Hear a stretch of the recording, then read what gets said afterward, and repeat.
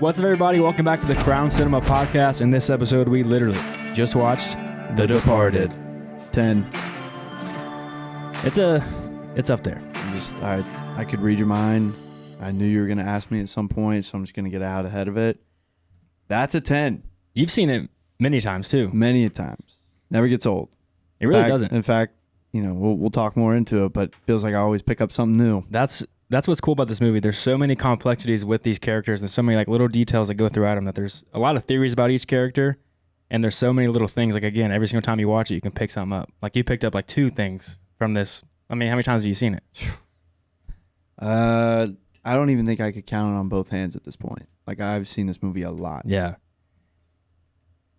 That's funny. You didn't know that the theory with homeboy, Matt Damon. Has that been a thing? Yeah, that's like a big theory that people have talked about because there's so many signs. The theory is that Matt Damon's character is Sergeant gay. Sullivan. Yeah, he's gay because there's so many like little hints sprinkled in throughout it. That's so weird that I'd never heard that before.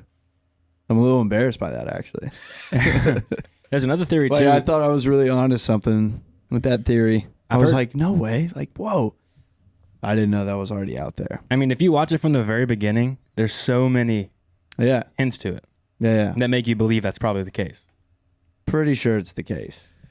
There's also another theory that because this is like more of a stretch, you have to like really think about his character, but if he grew up in like Boston with like he was Catholic, and so you think about if he was in the church and maybe he got, molested by somebody, so that's why he's not very good sexually because it's not like he has bad experiences with it. Oh, yeah, that makes a lot more sense, especially when Costello actually like talks to the priest at the cafe, and he, gets on to him about like, having sex with like little boys.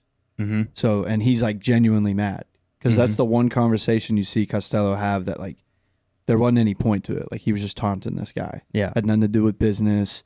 He drops off a little drawing of the woman that's a nun that, he used to fool around with. So yeah, like I said, just a little embarrassed that I'm a little late to the party, but at least I did it on my own. Yeah, that's pretty good. I didn't know. Yeah, I had no idea that was already like being talked about. But we'll talk about like the signs that, because once I remember once I said it, we just like kept kind of like picking up on little things. We were like, oh, I see what they're kind of like sprinkling around. But that would make more sense that he's not necessarily gay, but because if he went through that, like you said, like growing up in a Catholic community, being very close, like just kind of like messed with him a little bit. That's why maybe he can't get it up. That's why he doesn't like, when he's in that porn theater, he can't, like he has trouble watching it, it looks like. Yeah, I mean, maybe he just thinks it's a weird place to meet Costello. Yeah, I mean, if I was like in a porn theater, like surrounded by like a bunch of clearly like weird guys in trench coats, I would be just jerking off, like just like uncomfortable. Like, all right, this is, do it at your house or in the car. Not back then. No, unless you had like VHS or something. Yeah, magazine. Anyways, so we'll talk more about that later on. Talk more about our gay theories later. Yeah, we just dove right into the gayness. Sorry, I got distracted thinking about it. All right, so this is your perfect movie? This is a 10. I mean, storytelling wise, obviously you have a star-studded cast. Just plot twist after plot twist after plot twist. And just the dynamic of the relationships of Leo's character having an affair with Matt's character, who, we'll get deeper into that, like why that probably happened. And then, just the situation of like, who is the rat? And like, they're both trying to find each other. Yeah, cat and mouse game. Just, an incredible, cat and rat game. Yeah. Just everything. And the writing, because this is one of those movies where, yes, like everything, you need to pay attention to like everything that's being said. But in the same sense, you get that Scorsese, we've talked about it before on some of his movies, just the dialogue between characters, not necessarily having to matter, but it's just funny sometimes, and it's just like good humor. And for me, like I think the Boston accent is the coolest. Yeah. I've been to Boston one time, and I was not disappointed. They're all so aggressive. Yeah, I mean, just, cocksucker this, like, fuck your mother that, like, just everything. I'm like, this is hilarious, like, that this is real. So I love that this took place in Boston, because I think this is the only time Scorsese's ever done that. It's typically, like, in New York. Right. Or Vegas. I feel like they didn't film it all in Boston. Maybe they did. Oh, it says it takes place in Boston, obviously, but I want to say they filmed some of it in, like, New York, maybe Massachusetts. Well, I guess Massachusetts is Boston, but yeah. But because he obviously wanted to film it in Boston, but yeah, so New York City and Boston is where he filmed it.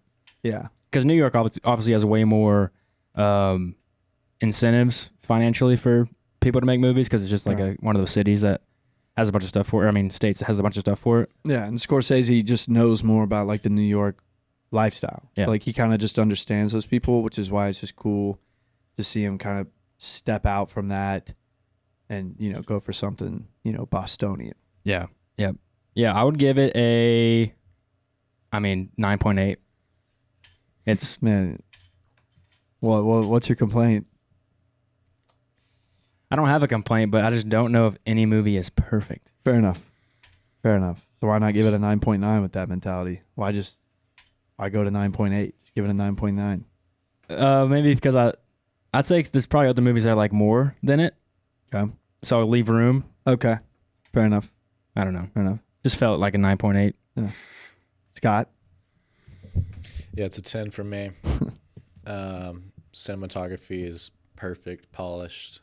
I love, like you said, dialogue, and just feels like a Scorsese movie. It's so, like, high energy from scene to scene, because the dialogue's so, like, matter of fact. Everyone's so, like, confident with it, and the camera's, like, rushing to them. It's all just really intentional and cool. Yeah, like what you're saying with it. There's so much you have to pay attention to everything they say, but you can also view it you can just kind of watch it being, like, almost half into it, not, like, analyzing it, and still enjoy it and still understand what's going on. But if you watch it with, like, a lot of focus and attention, you'll find a lot of stuff. You'll find out a lot of things, and it gets better. So, like, it's one of those movies that's so good that you can just kind of watch it as it is and not really, like, pick up on stuff and still think it's awesome, and also dive in and realize why it's so awesome. Yeah. Shout out to Jack Nicholson. I cannot believe he didn't. Was he even nominated for an award in this movie? I don't think so. Which is just crazy to me, because that guy just born to be an actor. Like, there was nothing else he could have done, like, in this role. I mean, no. Like, that is what he was supposed to do, because this guy is one of the most... Damn. Did you touch it? No. No. This guy is one of the most terrifying people you can ever put on a screen. I mean, just, like, horrifying. Because a lot of the good moments in this movie are him improvising and not... Yeah, and you can always tell when he is. Yeah. But it's always just so well done. Like one of the times when he improvised was when he was accusing DiCaprio of being a rat, or, like, questioning him about it. And they did a bunch of takes, and Nicholson went over to Scorsese and said, "Hey, give me a gun for this one. Let me have a gun." DiCaprio didn't know he had a gun. He, like, had it between his legs, and I guess he, like, let it fall down, like, picked it up and, like, put it in his face. So, like, you can kind of see in DiCaprio's performance that he looks a little on edge, because he's, like, not sure what's going to happen, because in a lot of these takes, he would just do something crazy. So, like, he had to be on edge, like, ready to respond to whatever the hell he was going to bring. Which is what you need to do, because obviously Leo is one of the best to ever do it too. So when you get Jack and Leo in a scene, like, you need to just let these guys just go off of each other, because they're going to match one another's energy. Yeah. And it's just, like, the perfect thing. So, like, those genuine, like, on edge reactions, just, I mean, it's perfect. Another time he improvised, I think he actually rewrote a scene, is when the first scene when he shoots that lady and he jokes about her falling weird. Yeah, I've heard about that. Yeah, so he rewrote it because he thought it would be so evil for this man to, like, kill somebody and then, like, joke about how she died. Yeah. I was reading, like, whenever I saw we were going to do this movie, I saw Jack Nicholson, like, because he wasn't originally going to be Costello. I think Scorsese was trying to get Al Pacino. So whenever Jack did get signed on, one of the things about Costello's character is, like, he was not, like, big in having sex. And I don't know, like, what the reason was for that, but Jack was like, nah, Frankie likes the sexy. Yeah, I mean, he's a crime. I mean, he has so much power. Women. Yeah. I mean, these women in this crime world were going to throw themselves at him because of who he is. Yeah, I mean, it would just make sense. Like when you're that evil and you've just dove so deep into like that darkness of the world, like if you're not having sex, like that's kind of like a big thing that I think would make you want to be like a crime lord or drug lord, whatever. Like just the availability of women like at all times and like the power over them, just all of that. So it makes sense like that you bring that into your character. I heard somewhere that people didn't like Jack Nicholson's performance because he's a little bit too weird at moments, but that kind of just shows you how fucking crazy this guy is. Like, he makes you feel uncomfortable when you watch him. Yeah, those people are just like creepy. I mean, the faces this guy can make. Yeah. I mean, it's like he can just look like the devil. Yeah. Like that shot of him in all red when he's at the opera with the two ladies. Yeah. And then, it cuts to him and he's just got a handful of cocaine. Yeah. Like that's, in a way right there, that's like showing like this guy is the devil. Yeah. Like this is just a man that loves no one really but himself, and everything he does, it's just for his own personal, like he just gets gratification out of like being the most powerful, being the most evil, being the most feared.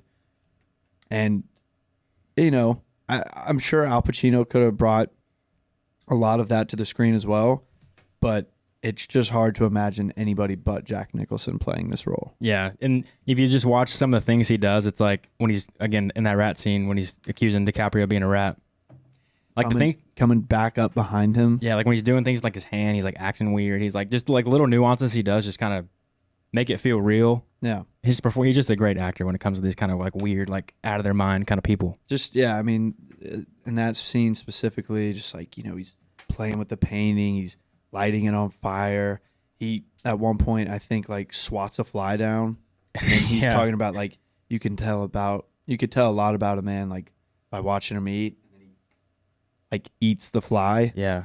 Like, this guy's out of his fucking mind. I wonder if that symbolizes that he just will kind of eat whoever. Like, he's only out for power. He's out for just kind of himself. And so, like, he'll eat off of any life form. He even mentions, like, in the beginning when he's talking to, I forget who he's talking to. Maybe it's whenever Matt Damon's character is a little boy. I don't remember, but he says something along the lines of, like, it's all about what can you do for me. He's, like, talking about how he just uses people. I'm trying to think. But at the very beginning of the movie? I think it's at the very beginning. He's talking about like... Oh, no. He says, I'm not a product of my environment. Not that time. He says... Not that he's talking to somebody. So it's not that time when he's like doing that pacing intro of the movie. That might have been to Leo when he first talks to him. Yeah, it could have been to Leo. I don't remember exactly who it was, but he's talking about he'll do whatever he needs to do. He wants to use people. Yeah. So like him eating that fly is just like him showing you he don't really give a fuck. Yeah. No, a lot of great one-liners.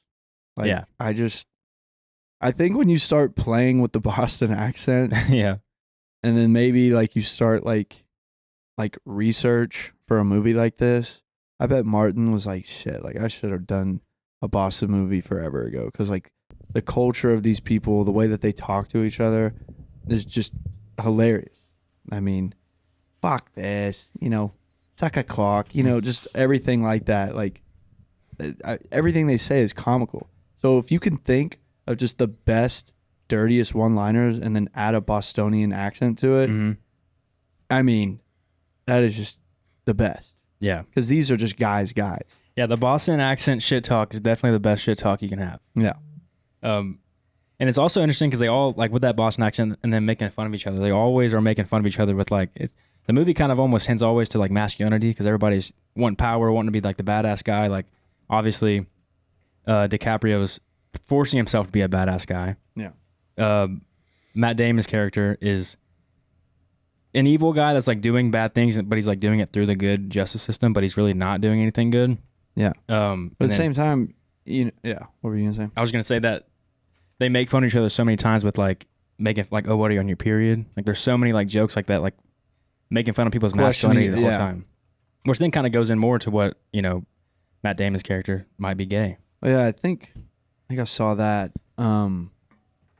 Brad Pitt was one of the, like, he bought the rights to this movie, and I can't remember if it was, I think it was Matt Damon's character that he, for a brief period of time, like thought about playing, but then he was like, "Nah, I'm just too old for this."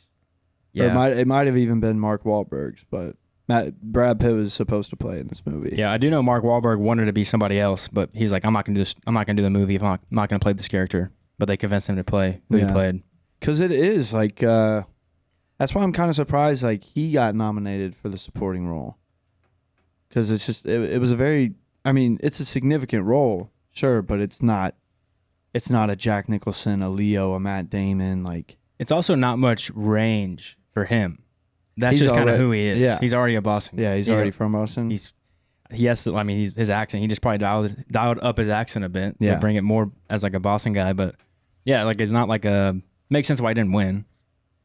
Right. Yeah, but I'm just surprised because I don't know. Like I figured Jack would have been like a better, but I don't know. Maybe they're all like main roles.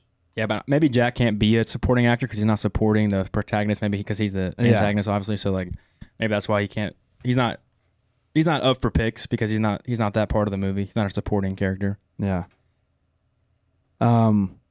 Favorite plot twist. Ooh. Well, I mean, you can't. The ending obviously is like when you first watch it, you're like, wait, what? No, yeah. You think Sergeant Sullivan's gonna get away with it? Or you think? Well, no, you think Damon's gonna. That's sorry, Sullivan. not Damon. DiCaprio, Billy. What's his name? Costigan. Sullivan. No, got a G in there. William Costigan. Costigan. You think he might get away with it because he's got the guy. He's like, trust me. He walks out. He's about to walk out of the elevator to prove everything to everybody. Bah, headshot. Yeah. Gone. Nah, I love that it comes out that Costello's an FBI informant because it just makes so much sense. Mm-hmm. Like, how has he not gone down at this point? Like, they have so much evidence on him. Yeah. Like, that's what Leo's character like just can't make sense of. He was like, I got this guy murdering a lot of people. I mean, he's literally in charge of everything. Like, I'm telling you, I'm seeing all this. I'm on the inside. Like, how has before I even got here, like, God knows like how long he's been doing this. Like, how could he possibly not be going down? Yeah. And so it's just like, and as when you're in the audience, it's like, dude, like that makes so much sense. Like, this dude is responsible for so many deaths at this point. Like, it just doesn't make sense how he's been around this long. Mm-hmm. When it's like, no, like if you got the top guys, FBI informant, like you can constantly just keep just getting in or just getting a lot more bad guys. And he obviously knows how to be an informant because he said he only gives away people. He might be lying, but he said he only gives away people that are already going down. Yeah. So he's like, he knows how to like just feed enough to the FBI to let him get away with stuff, but not enough to like take him down. Because if he fed him enough, I mean, the whole entire thing would go down. Yeah, but you got to think him wearing a wire for Sullivan, Matt Damon's character, like that's his way of being like, yeah, like I can keep giving you people that I find out are rats, like in the the State Department. Mm-hmm. And he's like, and that's got to be something that's an issue for all y'all, because there's no rat that's going to be in there that I would never find out about. Yeah. So like, just kind of that constant cycle, because like he's old, he's on his way out. So it's like you may as well pinch like the rest of the new guys that might come in that could replace him before he does go. Yeah, and the police department don't know that he's an informant. That's obviously a secret, and it makes sense to why whenever DiCaprio's in the car and he's like, "I've got him for so many things. Why can you guys not arrest him?" And they're like, "We got to build a case. We're building a case. It takes time because they probably tried stuff all the time and it just fell through. Like I think they mentioned it." And so they realize they have to like build like a gigantic case of like so many things to finally get him because for whatever reason they just can't catch him. Yeah. And then you think kind of like, okay, so the main thing that they're trying to bust him for is he's got these microchips. It pretty much like can help coordinate like missile attacks. Yeah. Okay. And so he had like a very easy transaction to like give to the Chinese. But he gives them fake chips. And it's like, he didn't really have to do that. Like, I don't know. Like, he just didn't have to do that. But then when you think about it, like, the FBI is like, dude, you can't give the Chinese, like, ships that can like launch missiles. Yeah, like You know, like we can't help you out with that. That's straight terrorism. Yeah, Like if yeah. you get busted for that. So espionage, right? yeah, like and it just so that's probably like the reason he did that. He was like I'm protected, but like once I start getting involved with the other countries, international superpower, yeah, like FBI can't really do much Yeah. about that. yeah. So it's just like the little things, like when you really start to notice it, it's like, of course he's an FBI informant, Mm-hmm. you know? And favorite character. Favorite character? Damn. A lot of good ones, I mean, I like watching Jack Nicholson. for sure. He's probably my favorite character. But honestly though, Okay, don't think about like the main ones. Okay, take out Matt, Leo, and Jack. Mark Like, Wahlberg. Okay.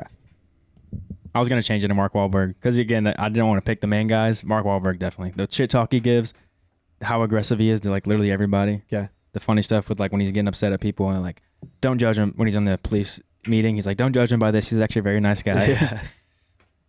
Alec Baldwin's character. That's a good one. It's just one of those things where, and we talked about this on Heat, where like Al Pacino's character, like they don't say it directly, but you can just tell by the way he's acting, like this guy's clearly like on cocaine. Yeah, he's on something. And I would say that is way more evident in this movie with Alec Baldwin's character, because he's constantly just like going 100 miles per hour. There's even the scene where they think they're about to bust Costello, and like before the action even gets started, like this guy's visibly just sweating through his shirt.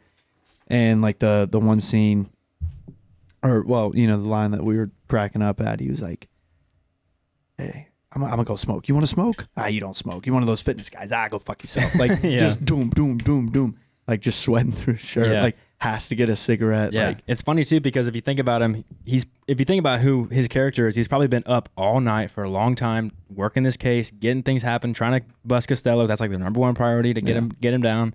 And so we see him in a scene before he looks like he's coked out. He's like trying to wake himself up with like a ice water. And so he ran out of the ice water working for him. So now he needs to resort to cocaine to get him going. Yeah. Then he's finally like out on the golf course. Like he's just fucking dead, and he's just like slamming beers, Slamming Bud Heavies. Yeah. Just like, but you know, I feel like that's something that happens because he's like playing kind of the old timer. You know, he's been in the department for a while, so I'm sure like when he was busting guys in the 80s, you know, that whole stereotype of like all the cops are like doing blow, you know, or something like that, you know, especially like in Boston, New York, like just a lot of those guys did that. I like that. And obviously it's funny to see Alec Baldwin like playing such a serious drama role, because I'll always know him as the Donald Trump, like the best guy that can do the Donald Trump impression. Yeah. Who's your favorite, Scott? I like Madeline. That's the girl? Yeah. Yeah. You her like vibe. her. I like her. Yeah. She's kind of a shitty therapist. I mean, she's like cheating on Actually, okay. Oh, that's something else that I read before we watched this, is apparently, you know, they brought like a real psychiatrist, police psychiatrist, to kind of go over like her character. And I guess like just her first read through of the script and like, you know, reading her character, she said that this psychiatrist, Madeline, is that her name? Yes. She said like her character did everything wrong as a psychiatrist. Yeah, like, bro. Virtually broke every rule, every code. Like, I mean, she wasn't even talking to like her, like obviously DiCaprio's character is fucking struggling. yeah. Bad. And yes, it makes sense why she wouldn't write him a prescription off the back. So he looks like he's like just wants the drugs. But after the fact, like you can tell this motherfucker's like really having problems dealing with what he's doing undercover. And so she like talks to him. He's like, well, can these kill me?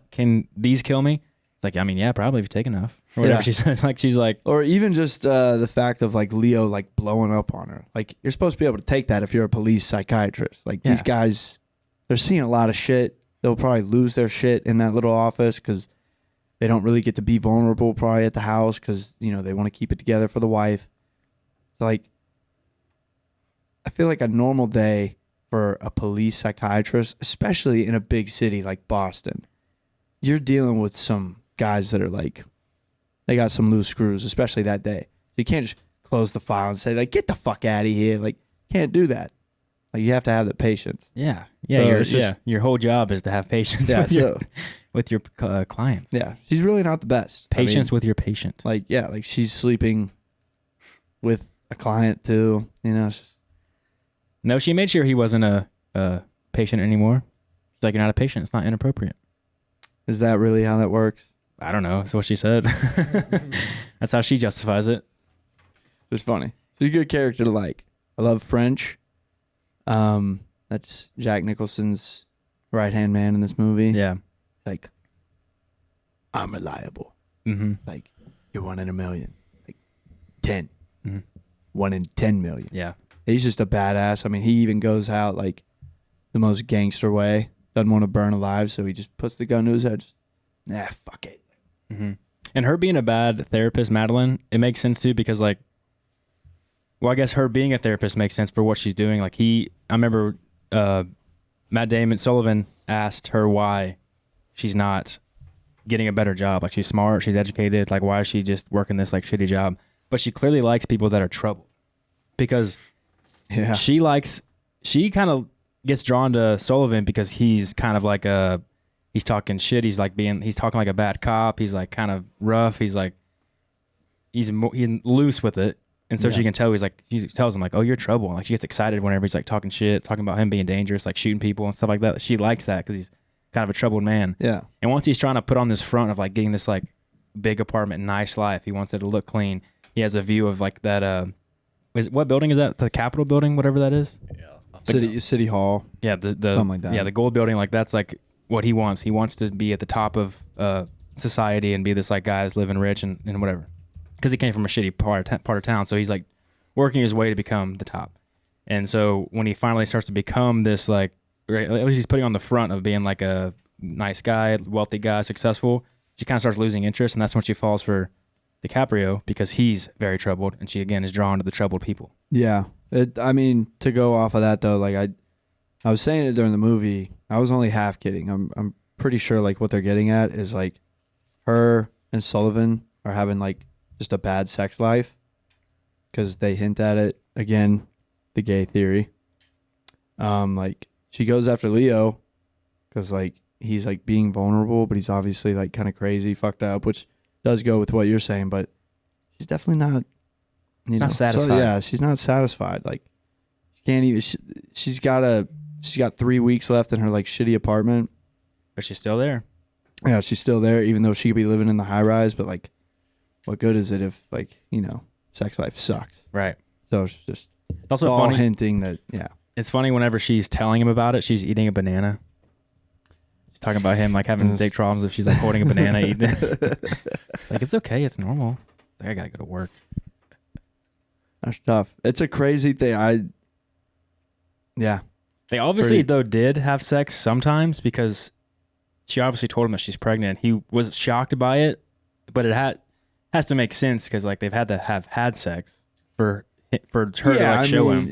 Let's be honest. Like we've all heard of like guys that like come out of the closet like when, you can fake it, I guess. Yeah.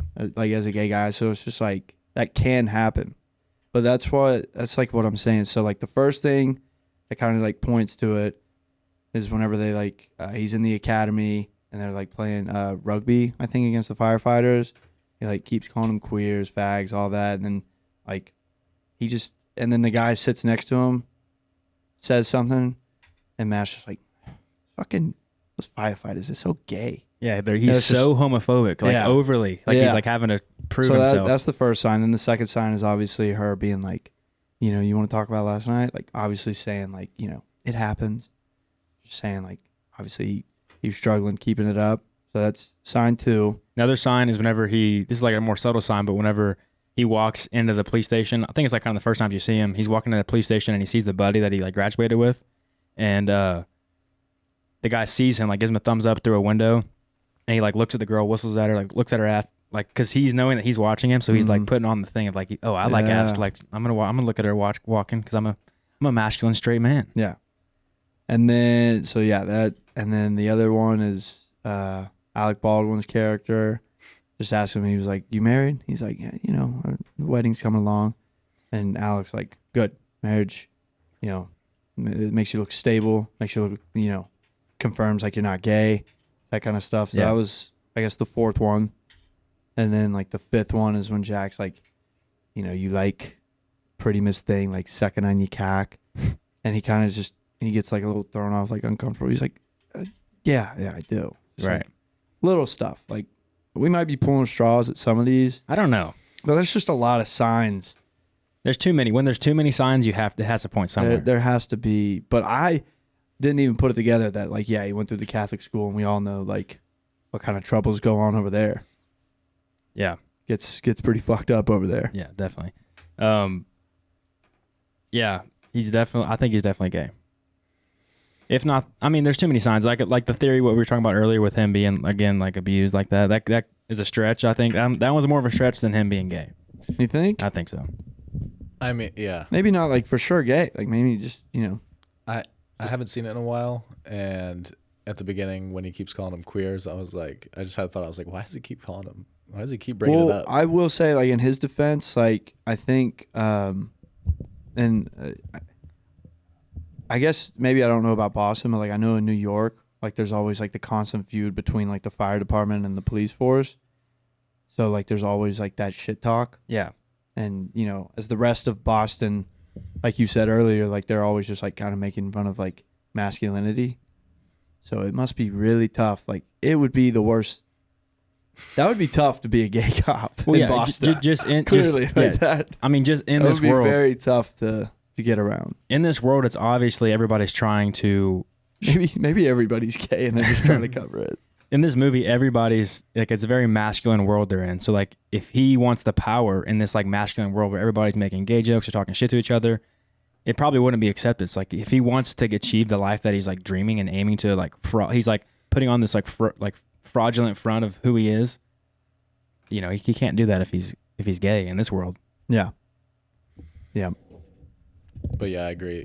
The first couple times I saw it, I thought it was just firefighter police beef. And then after this like probably my fourth time, and I'm like, that's kind of weird, And then you mentioned it, and then we just kept catching things. Yeah. Pretty evident.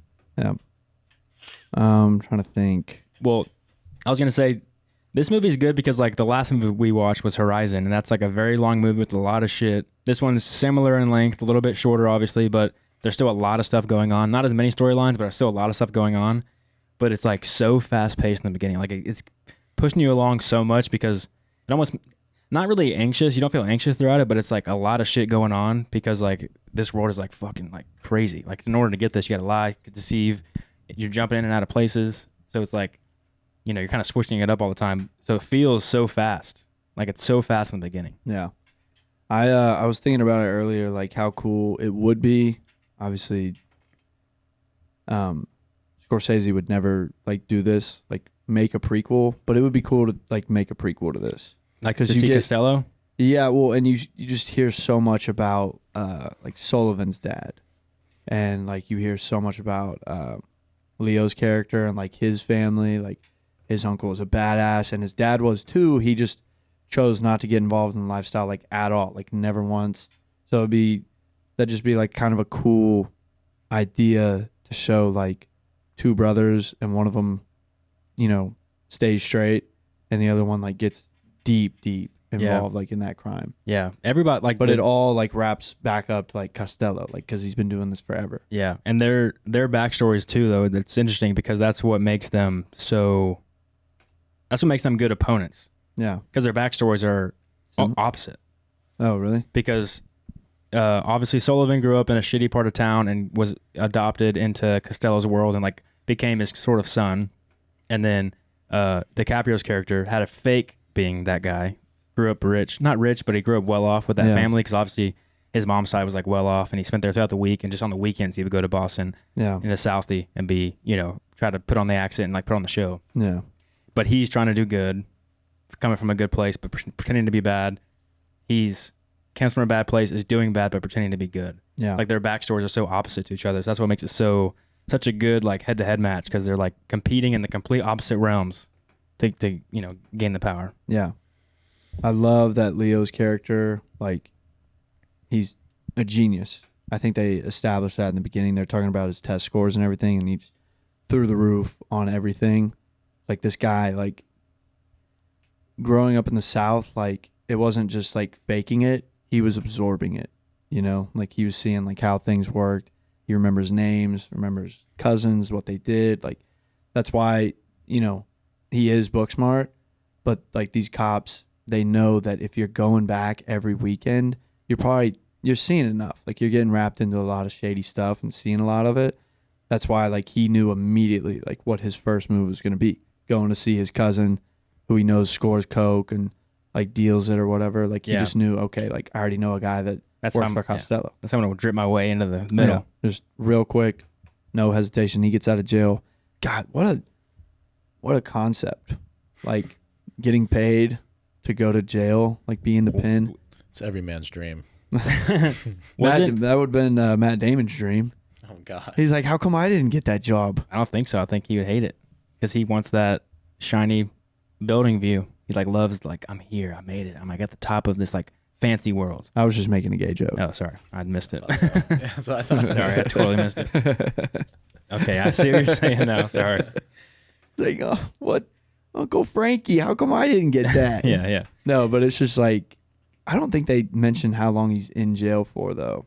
It's got to be 3 months or 3 years, right? I don't think it was 3 years. It's assault and battery. That's a pretty heavy charge to do some time for. Now, he's obviously out on probation, right? Gets a shrink and everything, but you're still in there like a decent amount of time. Maybe 3 months. 3 months could be.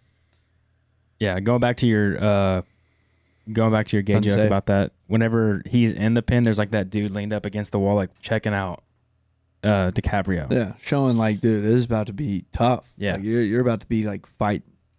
They don't really like get into that much. He's pretty much in and out of jail, but just like the whole, and then yeah, just I mean that's crazy. Like thinking about like being undercover, the thing about like being an undercover DEA agent. Bro. Like that's nuts. Nuts.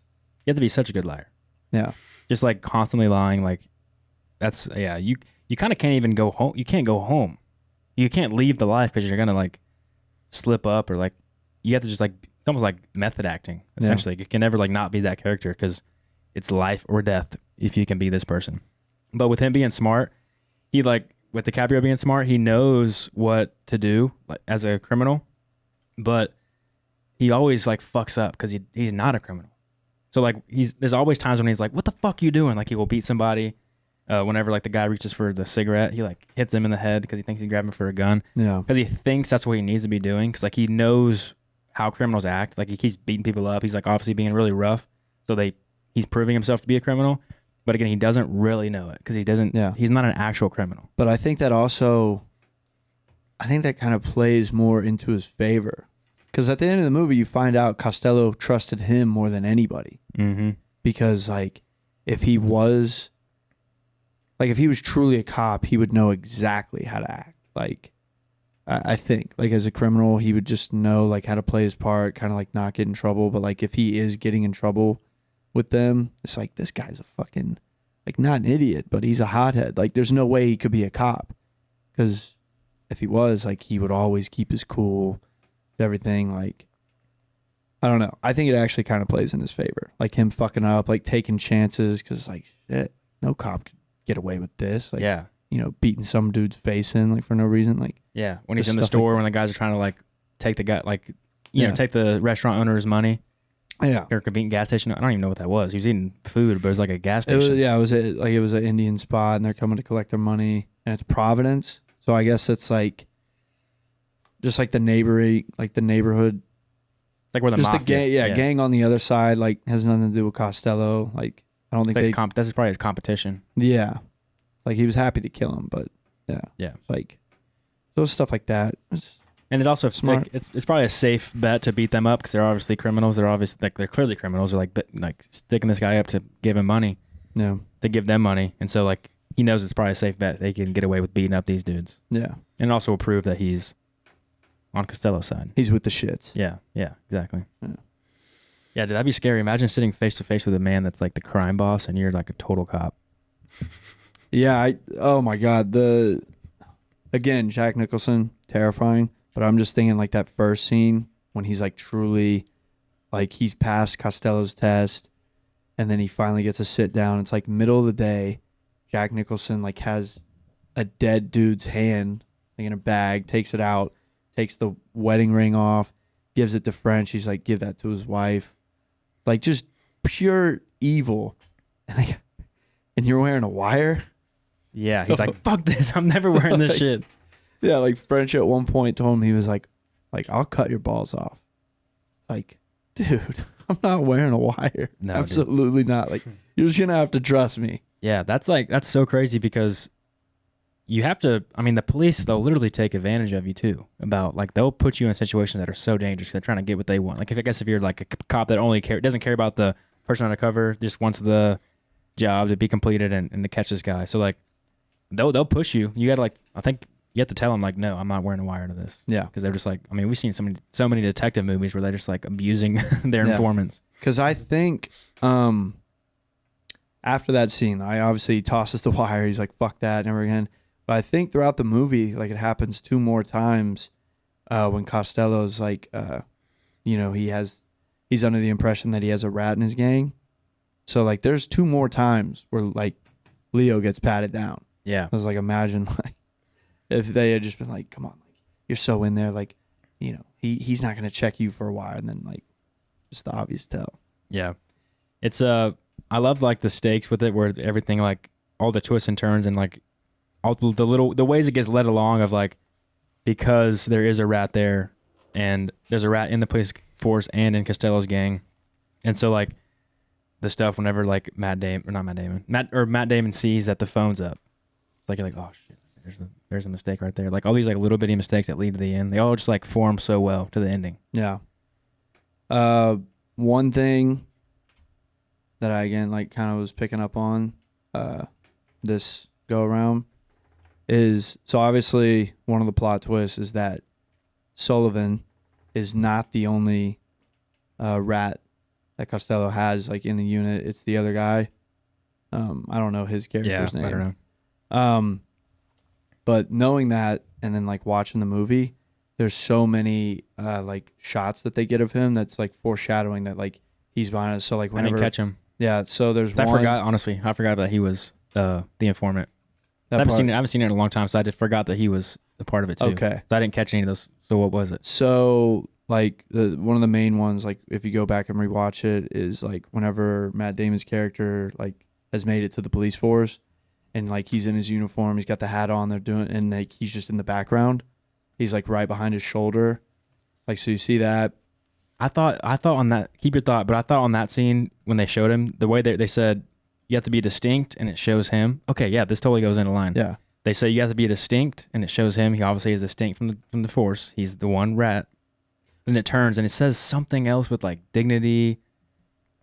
They say some traits that are like good traits and it like switches over to like both of them. So yeah. It totally foreshadows that he's also the informant. So there's that, but then there's a second one where I don't quote me on this, but I'm pretty sure I got this right. Matt Damon has been given his own little special unit to start like investigating all the other cops. And so he picks the guy that was in class with Leo, and then he picks that guy. And at one point Matt says like, like we think there's a rat in the unit, and it like cuts to that guy. Just very briefly. Yeah. Just like he like kind of looks up, like looks down, like I'm like, holy shit. Like if you go back and watch, so there's probably other things that I missed too. Probably. But, like they are like, Scorsese's just very good at like foreshadowing. Another foreshadowing he does is these symbols with X's. Every time there's an X shown on screen, somebody's about to die. Oh, really? Yeah. So like, that Matt Damon's character is going to die when he's on the phone. I wish I could remember what it was, but he's on the phone with that might be Costello, and the like blinds are letting in light, and the light comes in as an X. Whenever Martin Sheen falls off the building to die, X's are all up leading up to the way, and then when he falls down, there's like X's on the windows like of tape. R.I.P. to Martin Sheen, man. That guy was such a good guy. He's literally Leo's like dad. The one nice guy in the whole one movie. Father figure. He's the one decent person in the movie. Yeah, like he's not ill-spoken. You never hear him like talking shit or anything. He like except to Costello. Yeah, right. But even then, it's like, I can't wait till I get you. Like, Whenever DiCaprio comes in to tell him about Costello being an FBI informant or whatever like, it was. Come on, I got some He's supper. Like, here's some water. Like, no, come on, man. Let's go eat. Let's go eat in the kitchen. Like you need like a nice home cooked meal, like Right. in a nice stable household. Yeah. Like, because there's almost like no redeemable characters besides him, and he dies. Like all the characters are bad. Madeline, the therapist, she obviously isn't that redeemable because she's cheating and she's kind of a scheming, not very good therapist. she's lying. Costello's obviously not a good person. DiCaprio is doing bad things. He's not a bad person, but he's doing bad things. Yeah. Obviously Matt Damon's a fucking piece of shit.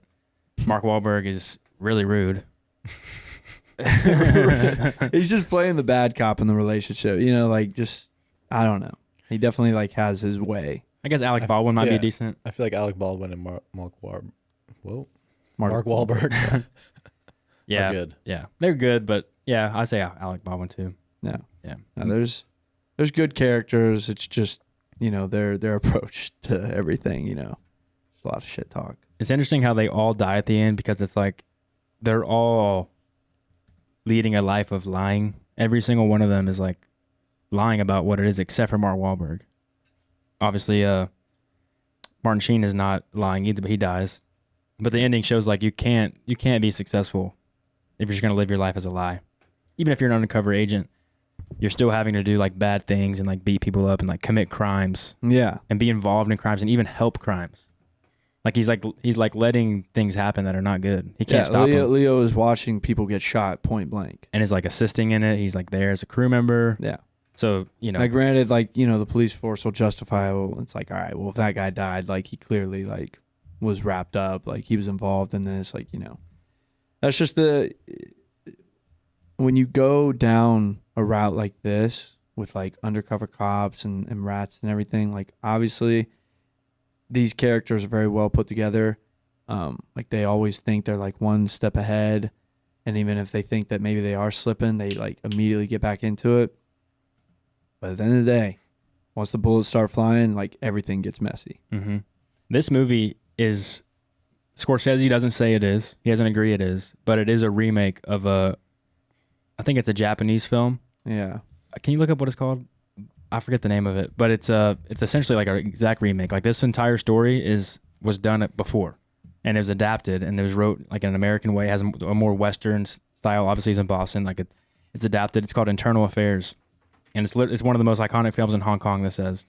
And so it's like a direct remake of it. And the guy that wrote this script for it to remake it, he didn't he only read the script of Eternal Affairs. He didn't watch it because he didn't want it to like really sway too much how he was going to write it, because he wanted it to be its own thing, a separate, but like the entire like plot and like all the twists and turns and like how the character dynamics are, that's all the same from this movie.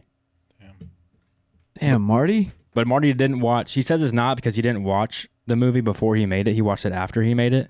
And even the guy that made Internal Affairs, he said that he thinks his version is better. Obviously, it's his movie.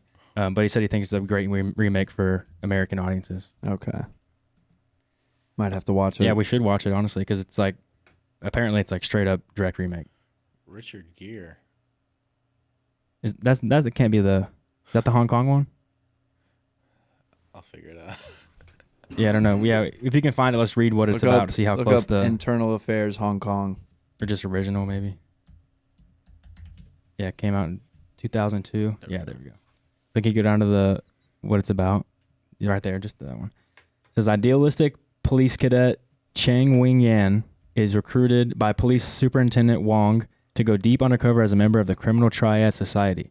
Into the same cadet class, crime boss Han Sam installs a new triad member, Lao Kin Ming, to become the long-term mole for the gang. So yeah, literally exactly. Took me a minute on those names, but yeah, so literally direct remake. And not even that, 2004 it released. It says 2002, but 2004. That means Marty got on in the USA, 2004. That's not even that far off, like, time. Like, you didn't remake an old movie. Like, you remade a recent movie. But again, in my bag? Okay. Sorry. Again, you have to think, like, just the dialogue, the way characters talk to each other, like that's the Marty effect. So like it probably flows a lot better. The biggest changes are with the characters and how they act and like who they are. That was the biggest change here because it brings new life to it. They're different characters, but it's the same plot because the plot obviously worked. This was like one of the most iconic films in Hong Kong. So like they know this works, this style works. So they just redid it an American way and just the actors had more freedom with their characters to kind of bring it out to life. Yeah.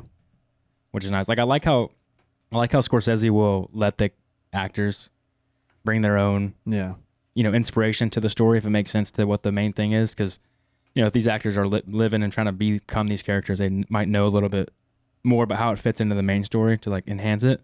Jack Nicholson, huge. Obviously, that he did that pretty well. Yeah. Yeah. The trilogy. Yeah, so successful. They made 3 of them. I think it actually goes into a backstory. I think it's what you're wanting is Internal Affairs. They have a prequel. Really? Pretty sure. You got to fact check me on that one. In the movie theater and everything? Yeah, I mean, the guy read the script, so he knew the flow of it, so he just kind of made it for... Their Costello does not look scary. Yeah, but a lot of these shots are similar. One of my favorite shots in the movie, it's not even that pretty of a shot, but it's whenever Matt Damon, Martin Sheen's character dies, Matt Damon's sitting in his office and like realizes what happened, like he like fucked up so bad this happened, and he's like sitting in his big office. Again, I think his whole character is wanting this like high status lifestyle, becoming like in the real world like a high status man, successful. And so after he just like had the biggest fuck up of his career probably, and he knows he's like probably about to get caught because like he really made a big fuck up there.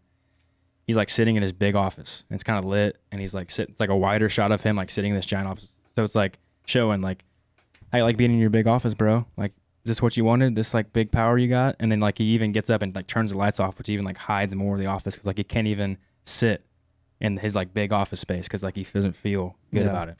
Also, I'm trying to think. Obviously, he's trying to flush out and find out the rat in Costello's department because he can't get it directly from the unit. And I'm just wondering like how that would have been like a smart move. Because even if Martin Sheen's character doesn't die, like somehow, like Mark Wahlberg and Sheen's character, they're gonna be like, what were you doing? Like, why were you telling me? Like, why do you want to know who our informant is that bad? Like to the point where you tail us, like put us in danger, like that kind of thing. It's and Martin Sheen's like, why do you want to know so bad? Right. And Martin Sheen's his number one suspicion. He's always looking at him weird. Like throughout the movie, he kind of like, he's always asking him, he's like, hey, you run it. This is your show. Yeah. And I guess that could make sense because Sheen's character, he's been in the game for a long time, even to the point where he knows Costello. Like, he can get up face to face with each other and they can have like dialogue as if it's like familiar. So it's just, I could see why that could be like a legitimate tale.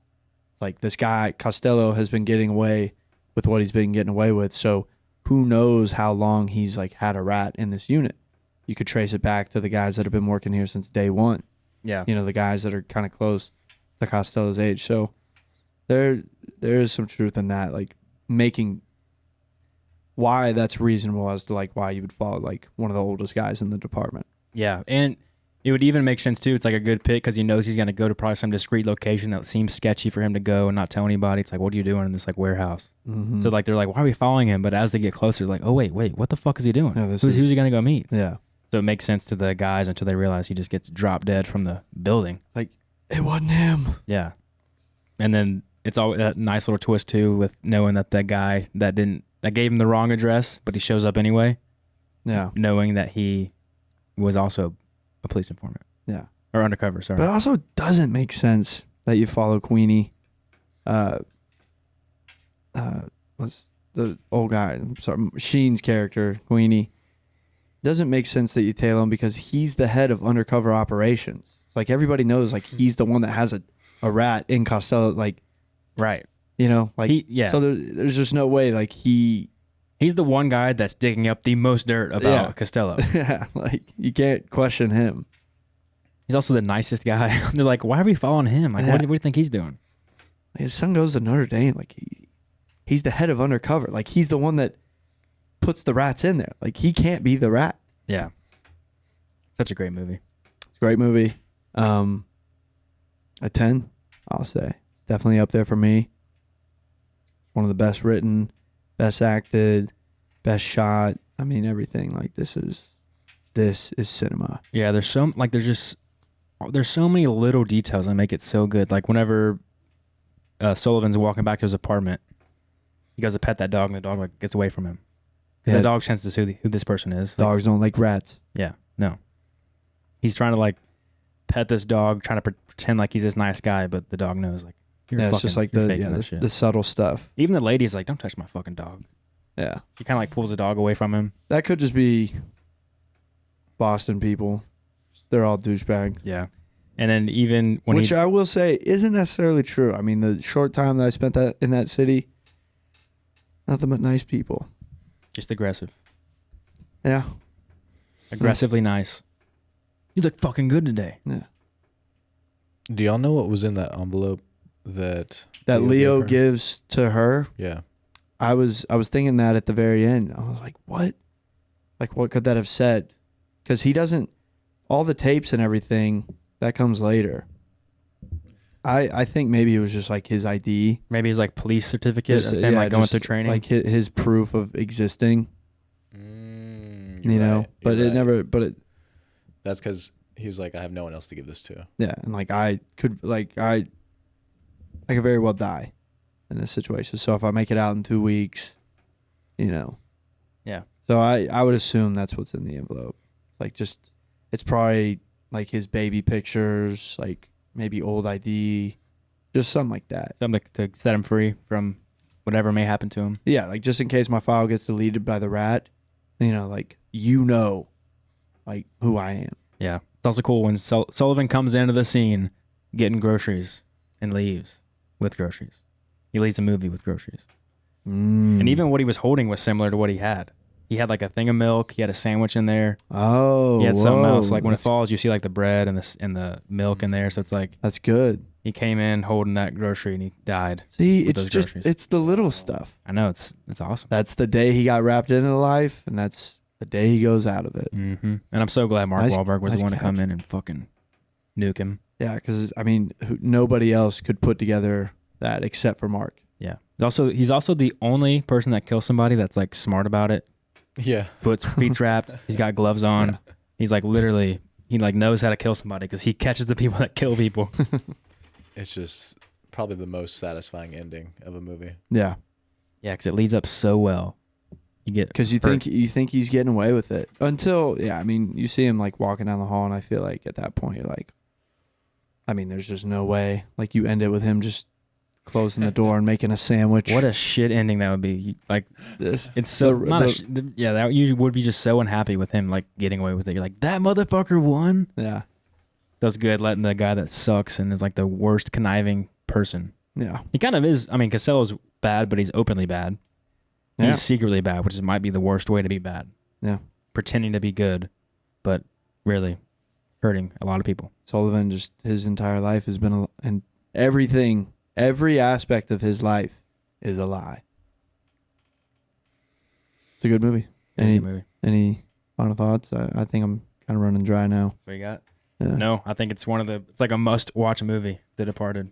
Definitely. The Departed. Yeah. I'm assuming, I mean, most people I think would be a fan of us have probably seen this movie. It's just one of those, like, you've had to have seen it by this point. Yeah, easily a top 10. Easily. Perfect movie. Perfect movie. I'll say it. Boom. This is cinema. All right, y'all. Thank you for listening. Drop below your comments what you think about The Departed. Let us know if you caught any cool details about it. We'll catch you next week. We're out.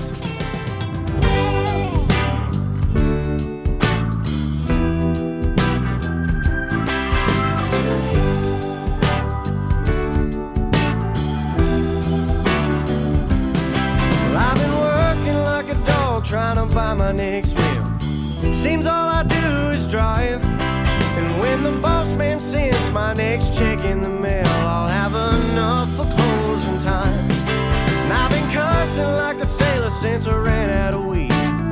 My tank is